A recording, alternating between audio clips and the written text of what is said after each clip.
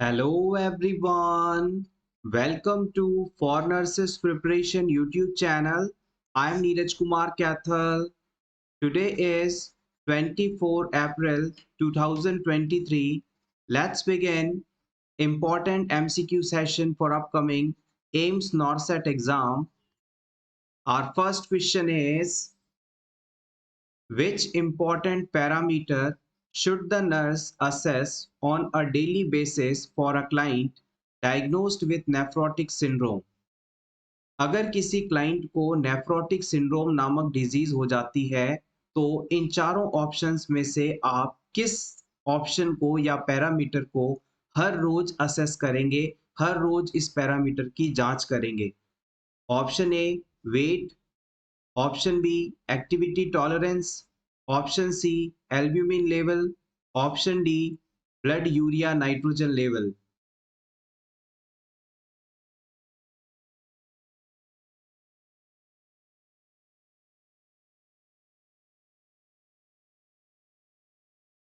The right answer is option A weight measurement. सबसे पहले हम बात करते हैं कि नेफ्रोटिक सिंड्रोम होता क्या है। नेफ्रोटिक सिंड्रोम का मतलब है किसी भी क्लाइंट के किडनी के अंदर नेफ्रॉन में पाई जाने वाली जो ग्लोमेरुलाई नाम की स्ट्रक्चर है, ग्लोमेरुलस नाम की जो स्ट्रक्चर है, वहां पर मौजूद ब्लड वेसल्स में यदि डैमेज हो जाए, जिसके कारण प्रॉपर ब्लड का फिल्ट्रेशन नहीं हो पाए, ये कंडीशन नेफ्रोटिक सिंड्रोम है। हमारी किडनी के अंदर नेफ्रॉन से ब्लड फिल्टर होकर यूरिन बनाता है और ब्लड को फिल्टर करने वाली जो ब्लड वेसल्स होती हैं, अगर उनमें किसी प्रकार का डैमेज हो जाए तो ये चीज नेफ्रोटिक सिंड्रोम है। नेफ्रोटिक सिंड्रोम होने पर क्लाइंट के अंदर प्रोटीनयूरिया, हाइपोएल्ब्यूनीमिया, एडिमा, हाइपरलिपिडीमिया जैसी फाइंडिंग्स देखने को मिलती हैं। इस सिचुएशन के अंदर किडनी की फंक्शनिंग स्टेट को पता करने के लिए हम क्लाइंट में हर रोज उसका वेट मेजरमेंट करवाते हैं। इसके अलावा इनटेक आउटपुट चार्ट मैनेज करते हैं। क्लाइंट की बॉडी में मौजूद एडिमा और गर्थ का मेजरमेंट भी यहाँ किया जाता है। नेक्स्ट आइए क्विकली रिवाइज कर लेते हैं पल्स की ग्रेडिंग के बारे में। एम्स नॉर्सेट एग्जाम में प्रीवियसली इस टॉपिक से क्वेश्चंस को पूछा गया है। क्वेश्चन कैसे फॉर्म होता है? आपसे ये पूछ लिया जाएगा कि अगर क्लाइंट की पल्स रेट नॉर्मल है तो आप उसे किस ग्रेड में क्लासिफाई करेंगे? तो आपको आंसर देना है ग्रेड 2+ में। अगर क्लाइंट में बिल्कुल भी पल्स नहीं है तो आप उसे 0 ग्रेड में क्लासिफाई करेंगे, ये डेथ को बताता है। अगर क्लाइंट में वीक पल्स है, वेरी पल्स है या थ्रेडी पल्स है तो आप वहां पर 1+ ग्रेड देंगे। और क्लाइंट में हल्की फुल्की पल्स रेट बढ़ी हुई है तो इसे आप 3+ ग्रेड देंगे। और अगर क्लाइंट के अंदर क्वेश्चन में पूछा जाता है कि बाउंडिंग पल्स मौजूद है तो आप इसे कौन सी ग्रेड की पल्स देंगे, तो आप कहेंगे 4+ ग्रेड। इस तरह से हम पल्स को टोटल 5 ग्रेड्स के अंदर क्लासिफाई कर सकते हैं। आप चाहें तो अपने रिवीजन के लिए इसका स्क्रीनशॉट ले लें। Next question is, pentavalent vaccine provides protection against. यहाँ पर पेंटावेलेंट वैक्सीन के द्वारा किन डिजीजेस के अगेंस्ट प्रोटेक्शन दी जाती है? Diphtheria, pertussis, tetanus, hepatitis B, influenza, polio, tuberculosis, diphtheria, pertussis, tetanus, measles, mumps, rubella, TB, polio, diphtheria, pertussis, tetanus, measles, polio.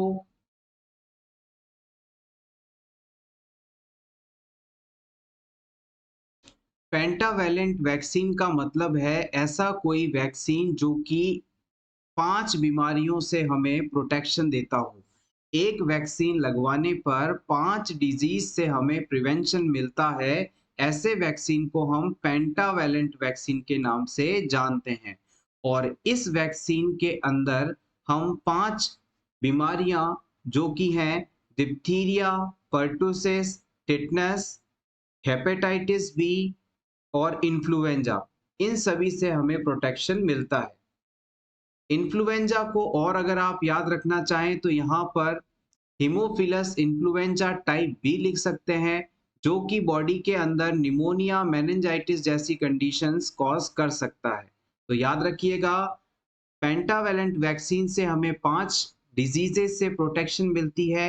ये डिजीजेस हैं diphtheria, pertussis, tetanus, hepatitis B और haemophilus influenza type B. Next question is drug to be given during diarrhea is। अगर किसी व्यक्ति को diarrhoea हो जाता है तो इनमें से कौन सी ड्रग उसे दी जाती है? कोट्राइमोक्साजोल, जिंक, नैलिडिक्सिक एसिड या फिर सेफेक्सिम?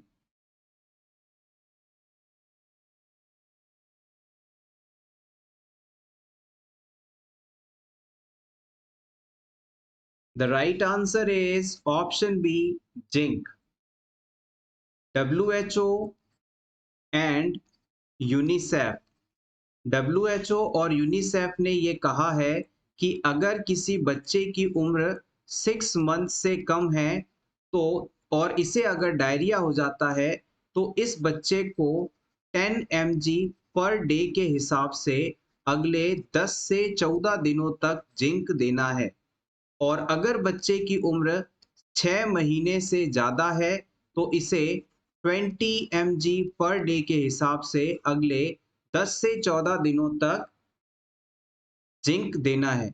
यहाँ पर ये चीज़ याद रखिएगा, 6 महीने से कम तो डोज होगी 10 mg पर डे, और अगर 6 महीने से ज़्यादा उम्र का कोई पर्सन है तो आप उसे 20 mg पर डे के हिसाब से जिंक देंगे। Next question is, a client who experienced fractured right ankle has a short leg casted applied in emergency department during discharge teaching. Which information should the nurse provide to the client to prevent complications? किसी patient के right ankle area में fracture हो गया। अब इस patient में short leg cast लगाया गया है, प्लास्टर कास्ट लगाया गया है।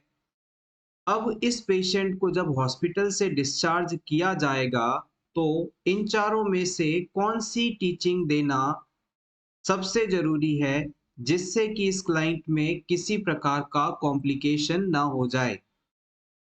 आपके ऑप्शंस हैं, expect burning and tingling sensation under the cast for 3 to 4 days। Patient को जिस जगह पर प्लास्टर कास्ट लगाया गया है उस जगह पर जलन, चुभन जैसा अनुभव हो सकता है। Option B, weight bearing on left leg is allowed once a cast feels dry. जब क्लाइंट का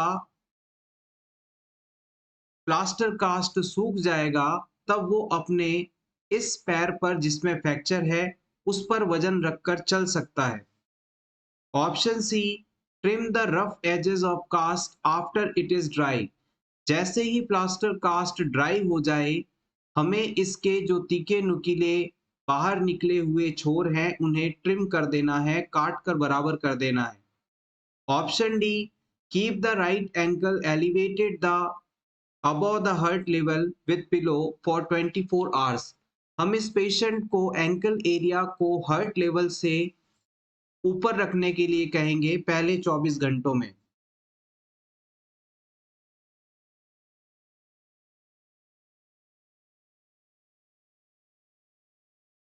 एंकल एरिया का मतलब हो गया क्लाइंट की बॉडी का लोअर एक्सट्रीमिटी का हिस्सा। ये क्लाइंट का एंकल वाला पार्ट हो गया। इस जगह पर कहीं क्लाइंट को फ्रैक्चर हुआ था और हमने क्लाइंट में इस फ्रैक्चर को हील करने के लिए प्लास्टर कास्ट अप्लाई कर दिया। ये पीले रंग से मैं यहाँ प्लास्टर कास्ट को ड्रॉ कर रहा हूँ। अब हम इस पेशेंट को कहेंगे कि पहले 24 घंटे के अंदर आपको अपने इस फ्रैक्चर्ड लिम्ब को हर्ट के लेवल से ऊपर रखना है।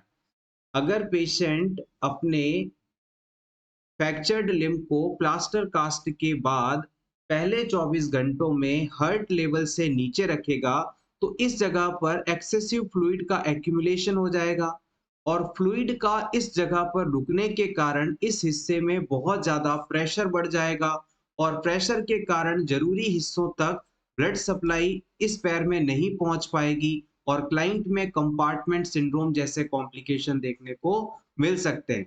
एक बार फिर से समझिएगा, किसी भी क्लाइंट में फ्रैक्चर होने के बाद या फिर प्लास्टर कास्ट करने के बाद पहले 24 घंटों में कंपार्टमेंट सिंड्रोम डेवलप होने की संभावना रहती है। कंपार्टमेंट सिंड्रोम के अंदर जिस जगह पर फ्रैक्चर या प्लास्टर कास्ट किया गया है, उस हिस्से में बहुत ज़्यादा प्रेशर पड़ने के कारण आसपास के टिश्यूज तक ब्लड सप्लाई नहीं पहुंच पाती और क्लाइंट के उन एरियाज में सेल डेथ होने लगती हैं, जिससे उसे बहुत तेज पेन होता है। ये चीज कंपार्टमेंट सिंड्रोम है और इसे मैनेज करने के लिए इस हिस्से में एक कट लगाया जाता है, जिसे फेसियोटॉमी का नाम दिया जाता है। क्लाइंट में इस तरह की सिचुएशन ना डेवलप हो जाए, इसलिए हम क्लाइंट को कहते हैं कि प्लास्टर कास्ट करने के बाद अफेक्टेड पार्ट को आप अपने हर्ट से नीचे की तरफ रखें, ताकि यहाँ पर कम से कम ब्लड इकट्ठा हो पाए, वीनस रिटर्न बढ़िया हो जाए, यानी यहाँ से ब्लड वापस ऊपर की तरफ अच्छी तरह से रिटर्न हो पाए। और अगर ऐसा होगा तो क्लाइंट में ये कॉम्प्लिकेशंस नहीं हो पाएंगे और यही टीचिंग हमें क्लाइंट को देनी भी है। Next question is ICTC stands for. ICTC का फुल फॉर्म आपको बताना है। Integrated counselling and treatment centres, informative counseling and testing and supportive centers, integrated counseling and testing centers, informative and cooperative testing centers.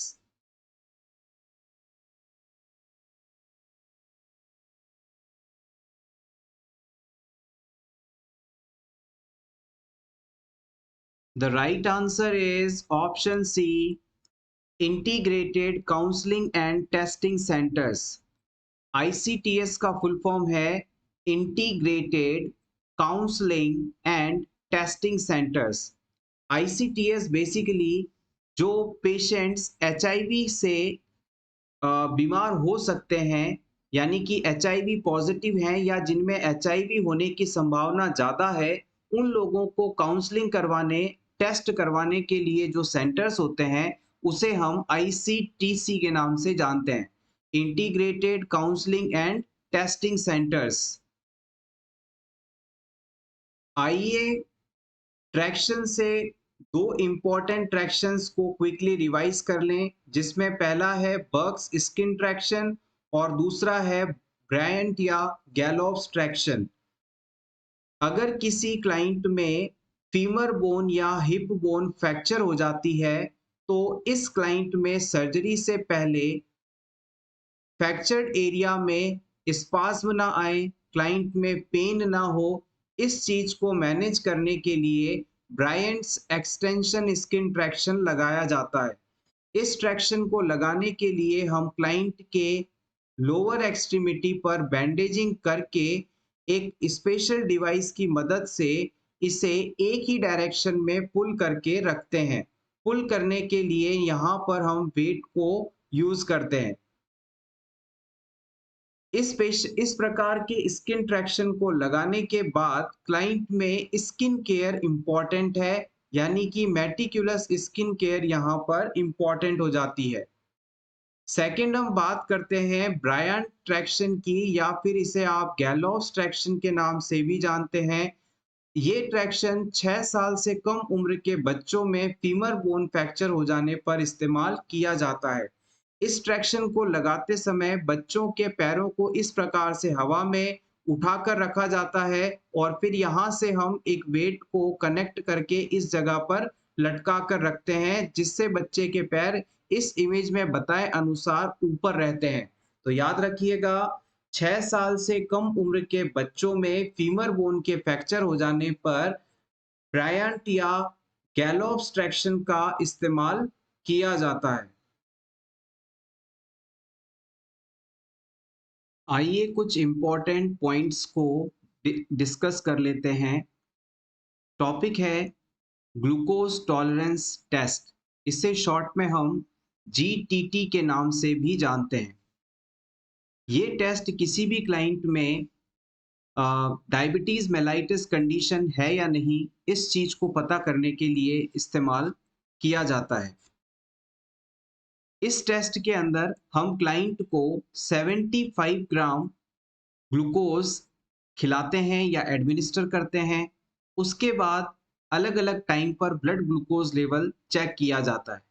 सबसे पहले client को जैसे ही आपने sugar administer किया 75 ग्राम्स, तब 0 मिनट पर आप चेक करेंगे, ब्लड ग्लूकोज लेवल चेक करेंगे।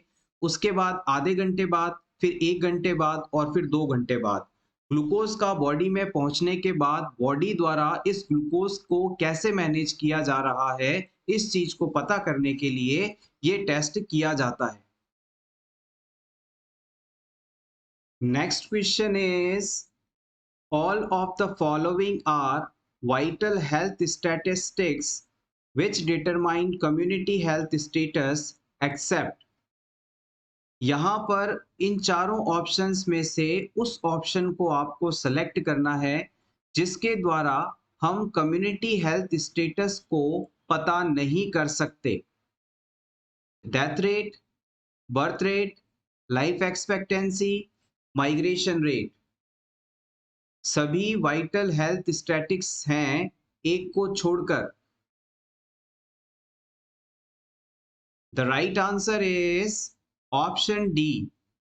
किसी भी कम्युनिटी में कितनी डेथ रेट है, कितनी बर्थ रेट है और कितनी लाइफ एक्सपेक्टेंसी है, इन तीनों के बिहाफ पर हम उस कम्युनिटी का हेल्थ स्टेटस पता कर सकते हैं और इन्हें हम वाइटल हेल्थ स्टैटिक्स के नाम से भी जानते हैं।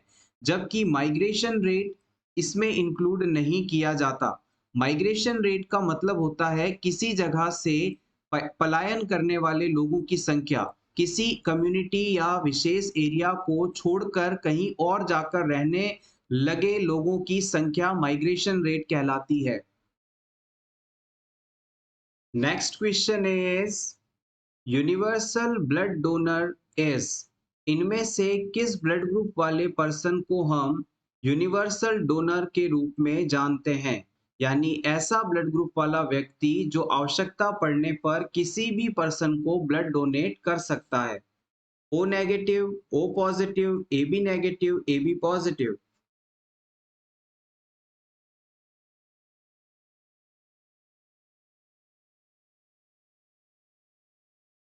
The right answer is option A, O negative. अगर किसी क्लाइंट का ब्लड ग्रुप ओ नेगेटिव है तो ये इमरजेंसी के समय किसी भी व्यक्ति को ब्लड डोनेट कर सकता है। या यूं कहें कि अगर कोई पेशेंट हॉस्पिटल में इमरजेंसी सिचुएशन में आया है और आपके पास इस पेशेंट का ब्लड ग्रुप पता करने का समय नहीं है, तो आप बिना ब्लड ग्रुप चेक किए इसे ओ नेगेटिव ब्लड दे सकते हैं। इसमें कोई प्रॉब्लम नहीं होगी। अगर आपसे पूछ लिया जाए कि यूनिवर्सल रेसिपिएंट ब्लड ग्रुप कौन सा है, यानी ऐसा ब्लड ग्रुप वाला व्यक्ति जो कि किसी से भी आवश्यकता पड़ने पर ब्लड ले सकता है, तो आप बताएंगे वो है option D, A B positive.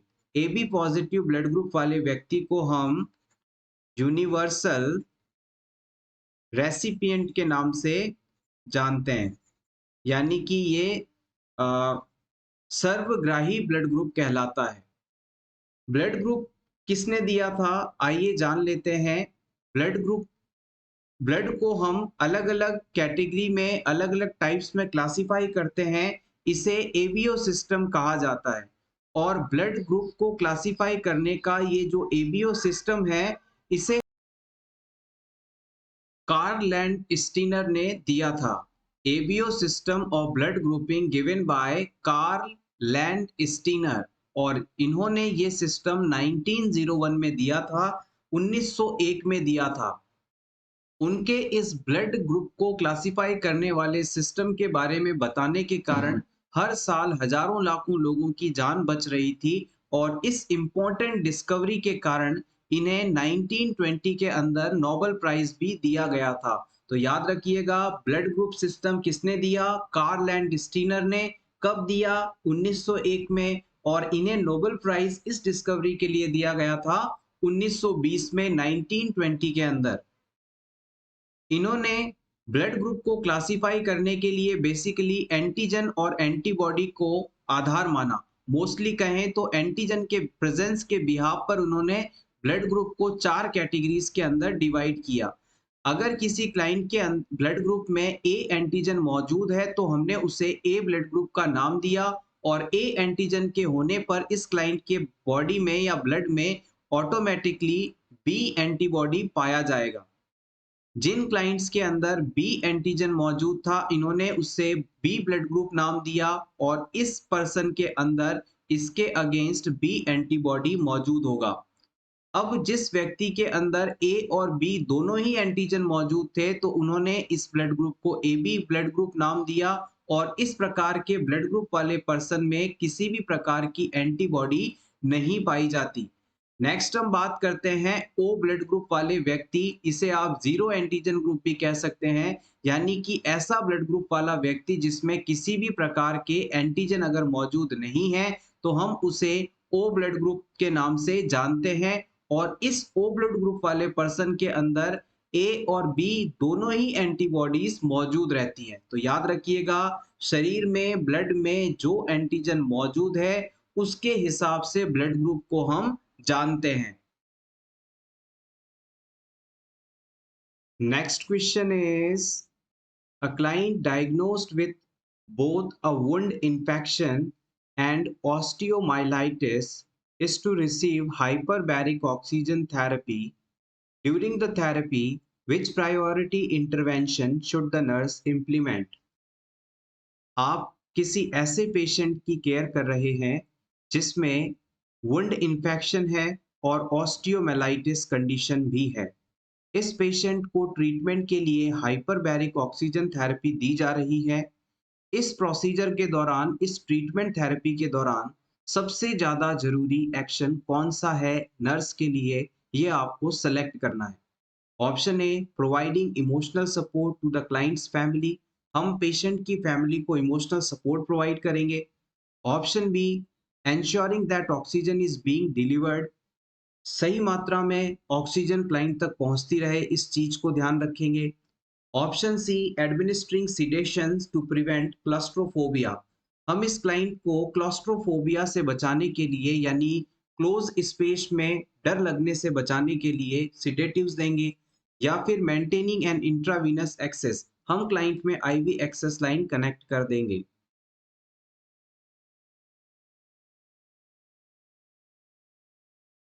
यहाँ पर जो टर्म्स आपको जाननी जरूरी हैं, जिसके बिहाफ पर आप इस आंसर को आराम से दे पाएंगे, उसके बारे में बात करते हैं। सबसे पहली टर्म है वुंड इन्फेक्शन, और दूसरे नंबर पर है ऑस्टियोमाइलाइटिस। मान लीजिए ये आपका पेशेंट का कोई बॉडी पार्ट है, जैसे मान लीजिए ये इसका लेग वाला पार्ट है। अब क्लाइंट के इस पार्ट के अंदर कोई घाव हो गया, मान लीजिए कि अ, ये क्लाइंट की यहाँ पर बोन है, और क्लाइंट के कोई इंजरी हुई, कोई चोट लगी, जिसके कारण ये हिस्सा क्लाइंट का डैमेज हो गया। यहाँ पर चोट लगने के कारण ये हिस्सा पूरा दिखाई देने लगा, यहाँ से अपर कवरिंग स्किन की हट चुकी है, और क्लाइंट एडमिट हुआ है।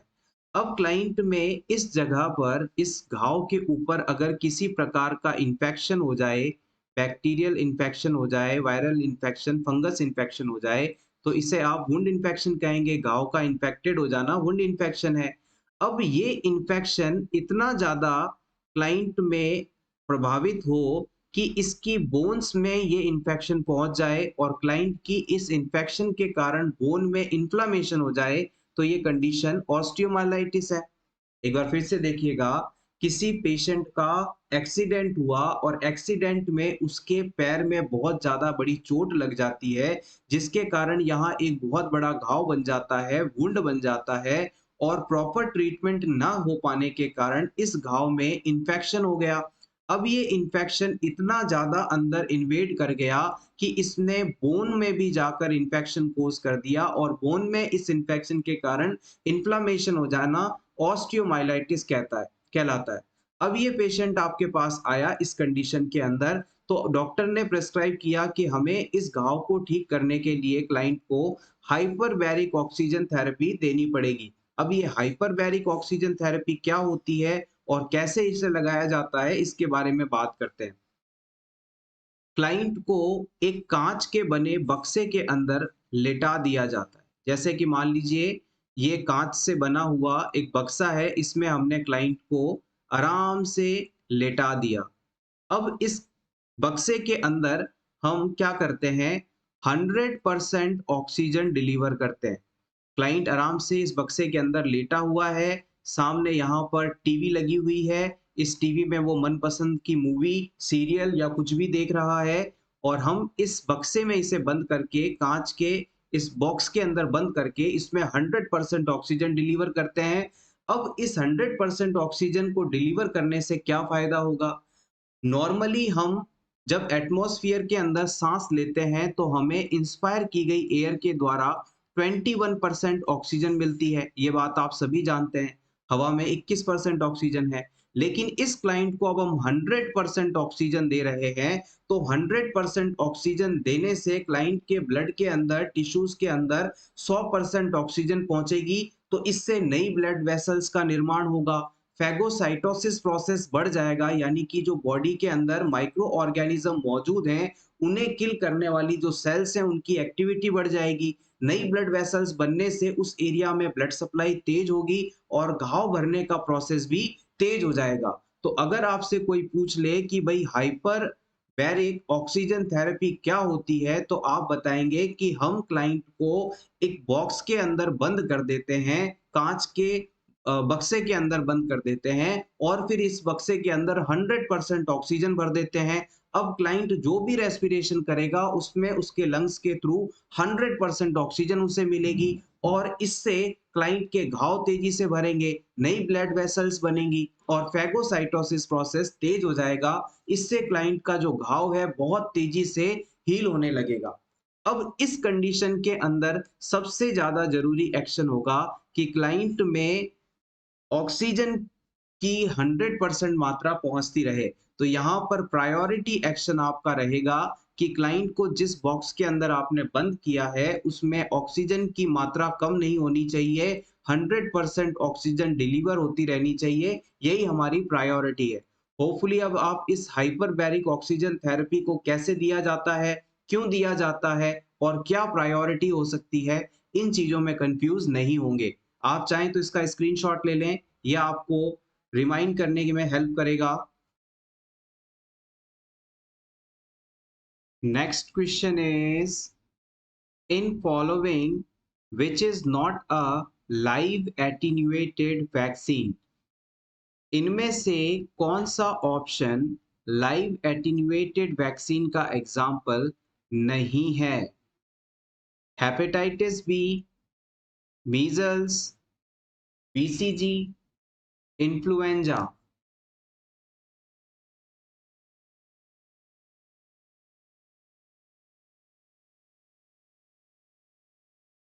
Right answer is option B, hepatitis. आइए लाइव एटीन्यूएटेड वैक्सीन्स को याद रखने की एक ट्रिक के बारे में बात कर लेते हैं। जितने भी लाइव वैक्सीन्स होते हैं उन्हें याद रखने के लिए आप सिंपली ये वर्ड याद रखें, ये सेंटेंस याद रखें, बॉय लव द क्राइम। लड़कों को क्राइम पसंद है। Boy love the crime. यहाँ पर बी हो गया बीसीजी, ओ हो गया ओपीवी, वाई हो गया येलो फीवर। अब यहाँ जो लव दिया गया है, लव को थोड़ा मॉडिफाई करके ओ की जगह आई इमेजिन करें तो लव लाइव में बदल जाएगा। यहाँ पर THE द जो है इसे याद रखें, टाइफॉइड ओरल वैक्सीन। इसके बाद सी से है चिकन पॉक्स या कोविड-19 भी आप कह सकते हैं। चिकन पॉक्स या कोविड-19। कोविड-19 के अंदर भी कोविशील्ड इसका बेस्ट एग्जाम्पल रहेगा। आर का मतलब हो जाएगा रूबेला, जिसे आप जर्मन मीजल्स के नाम से भी जानते हैं। I for influenza live, M for measles और mumps, E for epidemic typhus. इस तरह से हमने यहाँ पर टोटल सभी लाइव वैक्सीन को डिस्कस किया। आप चाहें तो अपने रिवीजन के लिए इस स्लाइड का स्क्रीनशॉट ले सकते हैं। एक बार फिर से रिवाइज करें। BCG, OPV, येलो फीवर, लव और लाइव, THE द for typhoid oral, C for chicken pox और कोविड-19। कोविड-19 में भी Covishield, R for rubella, I for influenza live, M for mumps, measles and E for endemic typhus. Next question is, commonest type of fracture seen in children is। बच्चों में सबसे ज्यादा पाया जाने वाला फ्रैक्चर का टाइप कौन सा है? पुलेस fracture, pathological fracture, Pott's fracture या green stick fracture?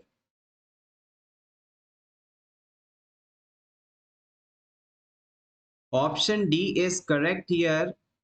Green stick fracture बच्चों में सबसे ज्यादा पाया जाने वाला फ्रैक्चर टाइप है। इसमें पेड़ की गीली टहनी जिस प्रकार तोड़ने पर वो टूटती नहीं है बल्कि मुड़ जाती है, उसी प्रकार से बच्चों की हड्डियों पर किसी प्रकार का ट्रॉमा होने पर या बहुत ज्यादा स्ट्रेस पड़ने पर वो टूटती नहीं है, मुड़ जाती हैं। इसे हम ग्रीन स्टिक फ्रैक्चर के नाम से जानते हैं। इसके अलावा पैथोलॉजिकल फ्रैक्चर का मतलब होता है किसी डिजीज के होने के बाद बोन्स का बहुत ज्यादा कमजोर हो जाना, थोड़ा भी स्ट्रेस आने पर टूट जाना पैथोलॉजिकल फ्रैक्चर है। डिजीज के कारण हड्डियों का कमजोर हो जाना पैथोलॉजिकल फ्रैक्चर कहलाता है। पुलेस फ्रैक्चर का मतलब होता है कि अपर आर्म की डिस्टल रेडियस बोन पार्ट में फ्रैक्चर होना। हमारे हाथ में मौजूद रेडियस बोन के डिस्टल पार्ट में यदि फ्रैक्चर हो जाता है तो इसे हम पुलिस फ्रैक्चर का नाम देते हैं। पॉट्स फ्रैक्चर का मतलब है कि हमारी लोअर एक्सट्रीमिटी में यानी पैरों में जो टीबिया बोन पाई जाती है उसके मीडियल और लेटरल कॉन्डाइल एरिया के अंदर यदि फ्रैक्चर हो जाए तो हम इसे पॉट्स फ्रैक्चर का नाम देते हैं। ये सभी टर्म्स यहाँ से बहुत ज्यादा पूछी जाती हैं, इंपॉर्टेंट हैं। Next question is, a magnetic resonance imaging scan is prescribed for a client with a suspected brain tumor. Which prescription should the nurse anticipate will be prescribed for the client before the procedure? एक patient जिसे brain tumour है, अब आप इस brain tumour के बारे में और ज़्यादा जानकारी जुटाना चाहते हैं, असेसमेंट करना चाहते हैं। इसके लिए आपने क्लाइंट को एमआरआई करवाने का प्रिस्क्रिप्शन दिलवाया। अब इस पेशेंट में एमआरआई करवाने से पहले या एमआरआई करवाने के दौरान इन चारों ऑप्शंस में से किसका इस्तेमाल किया जा सकता है? कॉर्टिकोस्टेरॉइड्स का, सिडेटिव्स का, ओपियोइड्स का, एंटीहिस्टामिन्स का?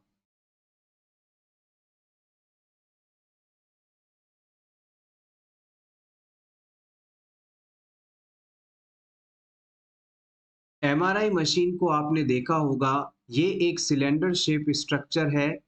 एमआरआई प्रोसीजर के लिए, एमआरआई स्कैन के लिए क्लाइंट को इस मशीन के अंदर इंसर्ट होना पड़ता है। और कुछ क्लाइंट्स होते हैं जिन्हें मान लीजिए क्लोज स्पेसेस के अंदर जाने पर अचानक डर लगता है, यानी क्लोस्ट्रोफोबिया कंडीशन होती है। तो ऐसे सभी पेशेंट्स में इस इफेक्ट को कम करने के लिए एमआरआई स्कैन से पहले आई शील्ड दी जाती हैं या फिर सिडेटिव्स ड्रग का इस्तेमाल किया जाता है ताकि उनमें इस डर को कम किया जा सके। सिडेटिव मेडिसिन मेडिसिन का इस्तेमाल करके क्लाइंट को हम हल्का फुल्का सुस्त कर देते हैं ताकि उसमें ये डर खत्म हो जाए। इसके अलावा अगर ऐसा कोई क्लाइंट है जो कि इस टेस्ट में कोऑपरेट नहीं कर रहा है, बहुत ज़्यादा रेस्टलेस है, तो उसे कुछ शांत करने के लिए ताकि उसका स्कैन सही तरीके से और आसानी से करवाया जा सके, तो हम सिडेटिव्स दे सकते हैं। इसके अलावा कॉर्टिकोस्टेरॉइड, ओपियोइड, एंटीहिस्टामिन्स का इस टेस्ट के दौरान देना कोई विशेष उपयोगिता नहीं रखता। Immunization card should be recorded in the immunisation card को इनमें से किस रजिस्टर में रिकॉर्ड किया जाता है? एंटीनेटल रजिस्टर में, पोस्ट नेटल रजिस्टर में, चाइल्ड हेल्थ रजिस्टर में या फिर कम्युनिटी रजिस्टर में?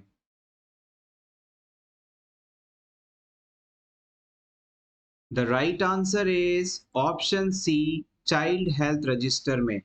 इम्यूनाइजेशन कार्ड को चाइल्ड हेल्थ रजिस्टर में रिकॉर्ड किया जाता है। आइए इससे जुड़े एक इम्पॉर्टेंट पॉइंट को जान लें। The international certificate of vaccination और प्रोफाइलैक्सिस, ऑल्सो नोन एज कार्टे-जुवेने और yellow card, is an official vaccination report created by the World Health Organization. World Health Organization यानी WHO के द्वारा किसी भी पर्सन या किसी भी बच्चे को वैक्सीन्स कौन कौन से लग चुके हैं, इस चीज का जो सर्टिफिकेट इशू किया जाता है उसे हम कार्टे-जुवेने या येलो कार्ड कहते हैं। ये वैक्सीन WHO द्वारा उस स्थिति में इशू किया जाता है जब पर्सन इंटरनेशनल ट्रेवल करता है, यानी एक देश से दूसरे देश में जाता है। Next question, major protein digesting enzyme present in the pancreatic juice. Pancreatic juice में इनमें से कौन सा प्रोटीन को डाइजेस्ट करने वाला एंजाइम पाया जाता है?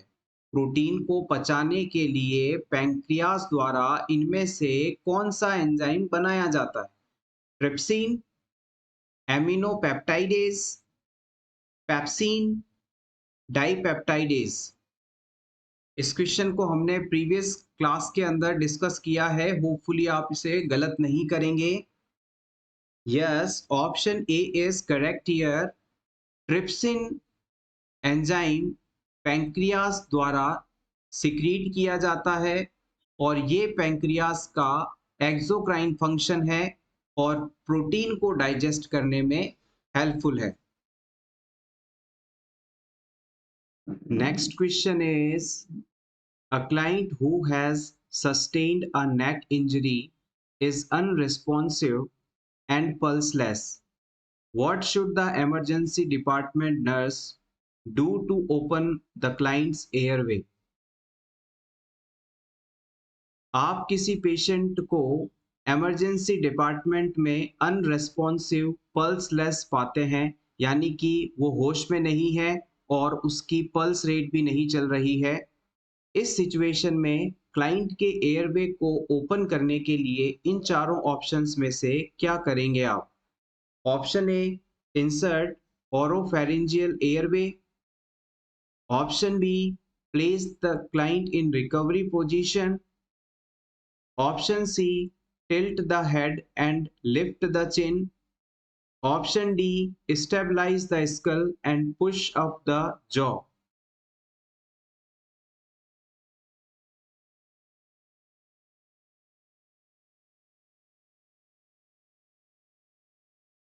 जब भी किसी जगह पर आपको कोई व्यक्ति अनरेस्पॉन्सिव मिलता है, यानी बेहोशी की हालत में मिलता है, जिसे जगाने पर भी आप कोई उससे रिस्पॉन्स नहीं मिलता है और उसमें ना तो रेस्पिरेशन है और ना ही पल्स मौजूद है, तो इस सिचुएशन के अंदर हमारी प्रायोरिटी रहती है कि हम तुरंत क्लाइंट के अंदर सीपीआर शुरू कर दें, कार्डियो पल्मोनरी रिसस्टिटेशन प्रोसेस शुरू कर दें। जब भी हम सीपीआर शुरू करते हैं तो सबसे पहले हमें कंप्रेशंस करने चाहिए, फिर एयरवे को मैनेज करना चाहिए और फिर ब्रीथिंग को मैनेज करना चाहिए। आपने कंप्रेशन शुरू कर दिए, अब एयरवे को मैनेज करना है। एयरवे को मैनेज करने के 2 तरीके होते हैं। पहला होता है कि आप क्लाइंट के हेड को पीछे की तरफ करके उसकी जो चिन है उसे लिफ्ट कर दें, नंबर 1 मेथड। और सेकंड मेथड आता है कि क्लाइंट के स्कल को बिना हिलाए-डुलाए उसके जॉ को ऊपर कर दें ताकि जो एयरवे है वो खुल जाए, क्लाइंट का माउथ ओपन हो जाए ताकि वो ईज़िली साँस ले सके। अब यहाँ पर 2 बातें ध्यान में रखने वाली हैं कि अगर क्लाइंट के गर्दन वाले हिस्से में, गर्दन के पीछे वाले हिस्से में किसी प्रकार की चोट नहीं है, तब तो आप ऑप्शन सी का इस्तेमाल करते हुए एयरवे को ओपन करेंगे। इस मेथड को हम हेड टिल्ट चिन लिफ्ट मेथड के नाम से जानते हैं। और अगर क्लाइंट के नेक वाले एरिया के अंदर, गर्दन के पीछे वाले हिस्से में, सर्वाइकल एरिया के अंदर इंजरी है, तो हम सेकंड मेथड का इस्तेमाल करेंगे। इसे हम जॉ थ्रस्ट मैन्यूवर के नाम से जानते हैं। Jaw thrust manoeuvre. Jaw thrust manoeuvre के अंदर क्या होता है, हम क्लाइंट के एयरवे को कुछ इस प्रकार से ओपन करते हैं कि उसकी जो रीढ़ की हड्डी है, उसके गर्दन का पीछे वाला हिस्सा जो है, सर्वाइकल एरिया जो है, उसमें किसी भी प्रकार का दबाव ना पड़े या वहां पर ज्यादा मूवमेंट ना हो। क्योंकि इस पेशेंट के रीढ़ की हड्डी में चोट है और हमने अगर गर्दन को ज्यादा हिला दिया तो हो सकता है इस चोट के कारण क्लाइंट में और ज्यादा प्रॉब्लम हो जाए।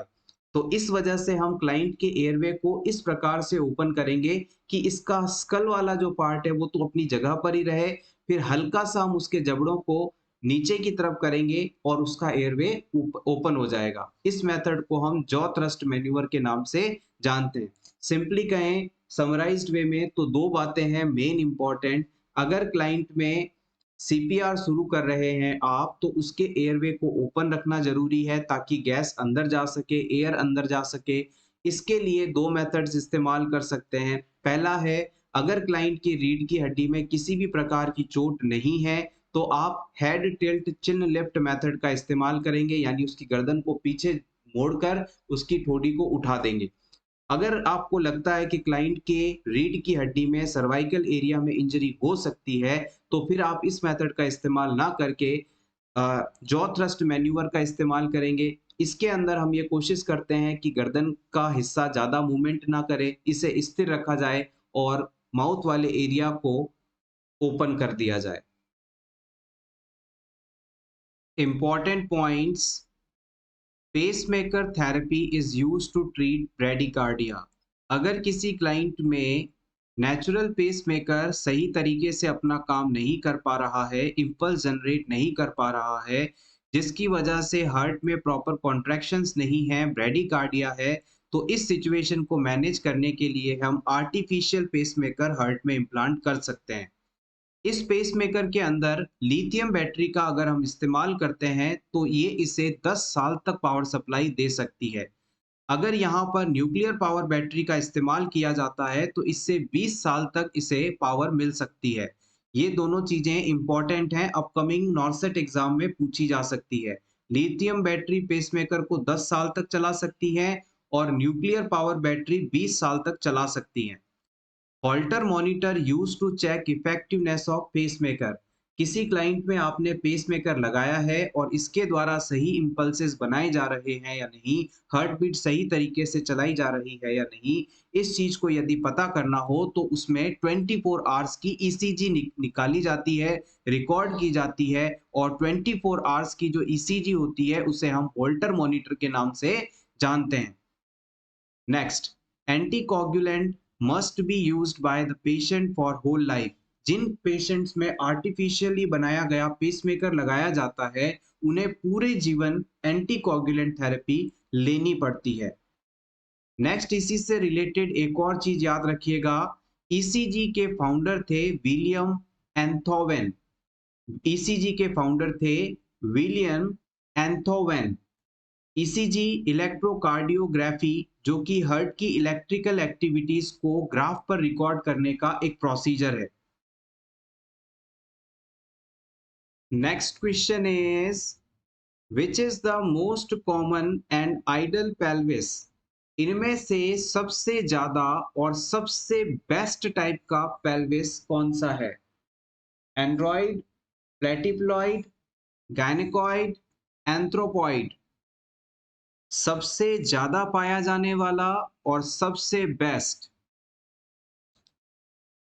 The right answer is option C, gynaecoid type.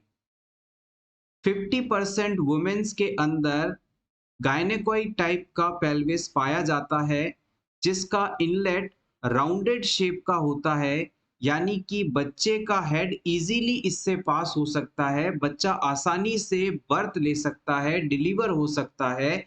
इस वजह से हम इसे बेस्ट कहते हैं। इसके बाद हम बात करते हैं एंथ्रोपॉइड टाइप के पेल्विस की, जिसका इनलेट ओवल शेप होता है और ये 25% वुमेन्स में पाया जाता है। फिर हम बात करते हैं एंड्रॉइड टाइप के पेल्विस की, जिसका इनलेट हार्ट शेप होता है और ये मोस्टली मेन के अंदर पाया जाता है। टोटल वुमेन्स की बात की जाए तो 20% वुमेन में एंड्रॉइड टाइप का पेल्विस होता है। रिमेनिंग 5% वुमेन्स में प्लेटिप्लॉइड टाइप का पेल्विस पाया जाता है, जिसका इनलेट किडनी शेप होता है। Next question is NTD should be given following RH positive delivery within। अगर किसी RH नेगेटिव मदर को RH पॉजिटिव बेबी होता है, तो RH आइसोमेराइज्म कंडीशन को बचाने के लिए NTD का एडमिनिस्ट्रेशन कितने घंटों में कर देना चाहिए या कितने दिनों में कर देना चाहिए? 6 घंटे में, 24 घंटे में, 72 घंटे में या फिर 7 दिनों में?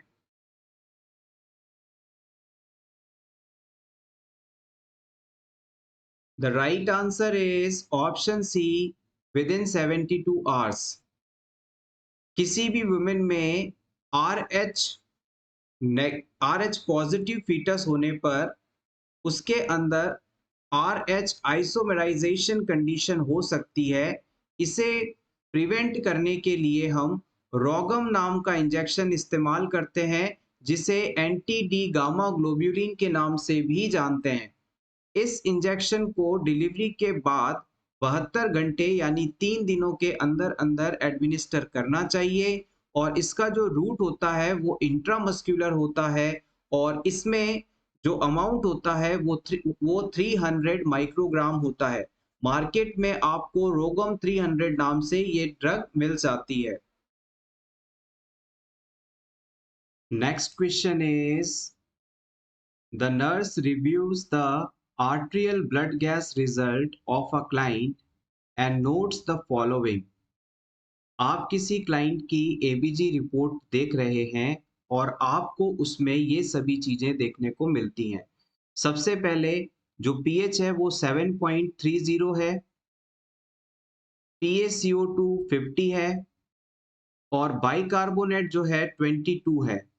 अब इन तीन वैल्यूज को देखकर आपको बताना है कि इस पेशेंट में इन चारों में से कौन सी कंडीशन हो सकती है। ये क्वेश्चन बहुत ही इंपॉर्टेंट है।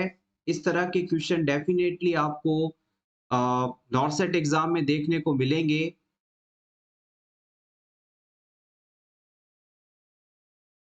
Guess and put the answer into the comment section।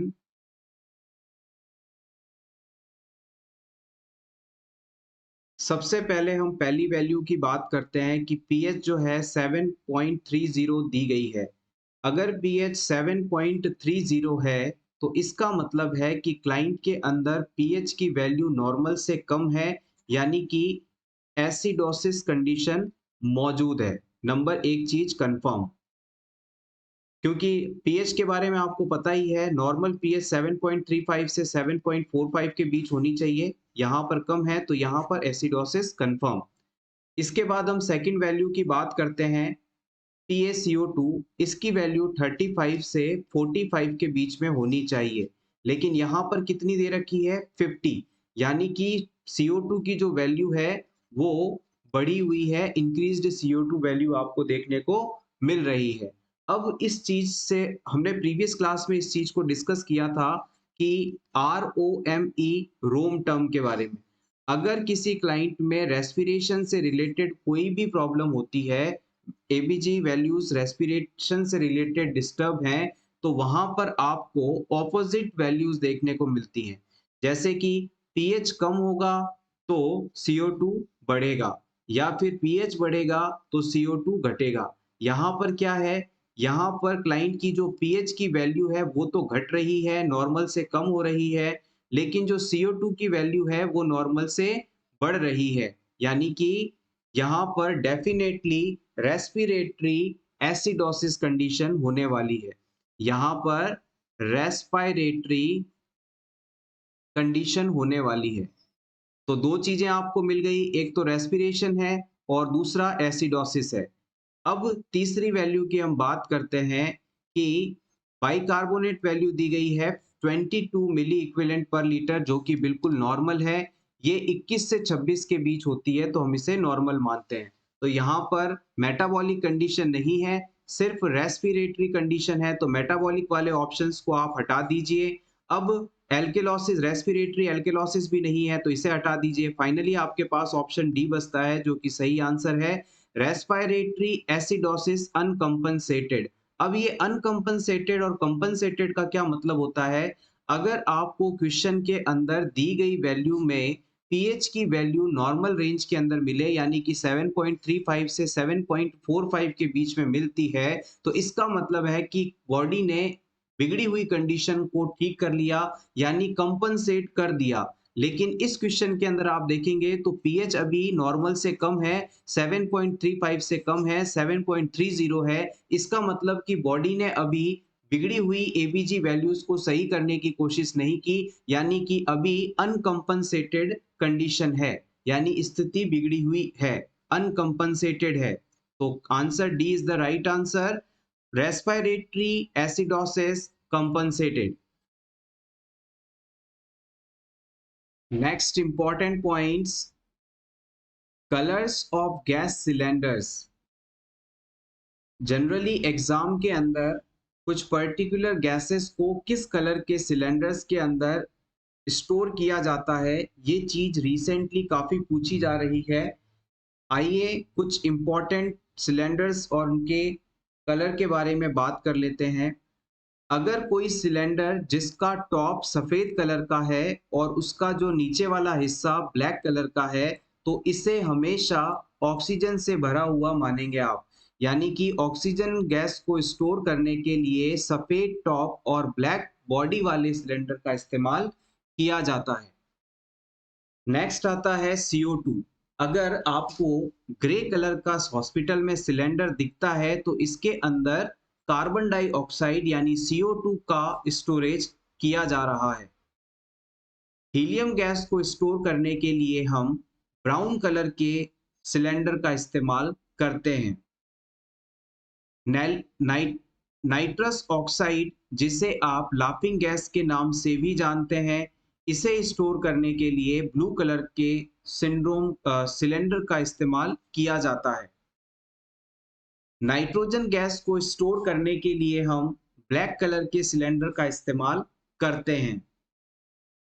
Hospital में जो सक्शन डिवाइसेस होते हैं, पाइप्स होते हैं, इसके लिए हम येलो कलर कोड का इस्तेमाल करते हैं। Next question is, human chorionic gonadotropin hormone is secreted by। Pregnancy के दौरान जो HCG हार्मोन बनता है वो किसके द्वारा बनता है? एंडोमेट्रियम के द्वारा, कॉर्पस ल्यूटियम के द्वारा, सिंशियो ट्रोफोब्लास्ट ऑफ प्लेसेंटा के द्वारा, या फिर ग्राफिन फॉलिकल्स के द्वारा?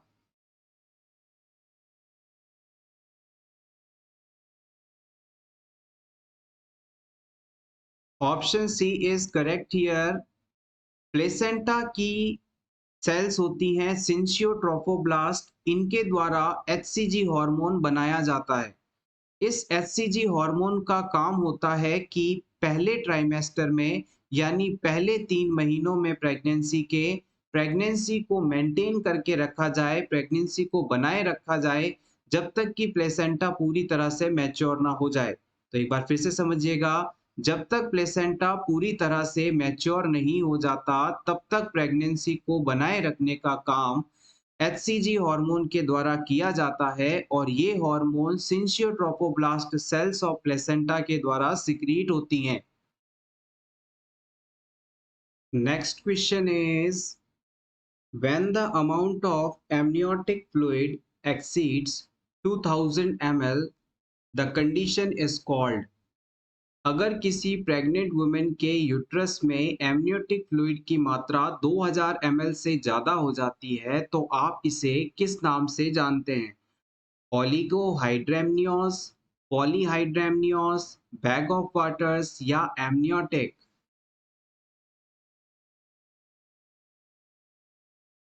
The right answer is option B, polyhydramnios condition।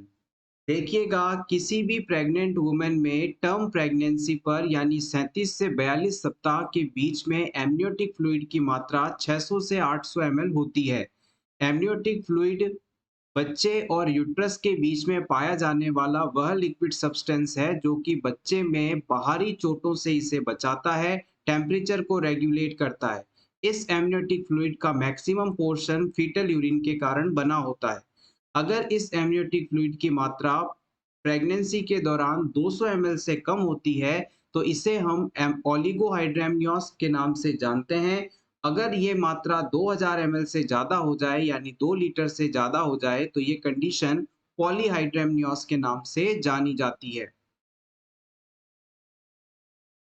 So everyone, ये था हमारा आज का वीडियो जिसमें हमने अपकमिंग एम्स नॉरसेट एग्जाम के लिए कुछ इम्पोर्टेंट क्वेश्चंस को डिस्कस किया।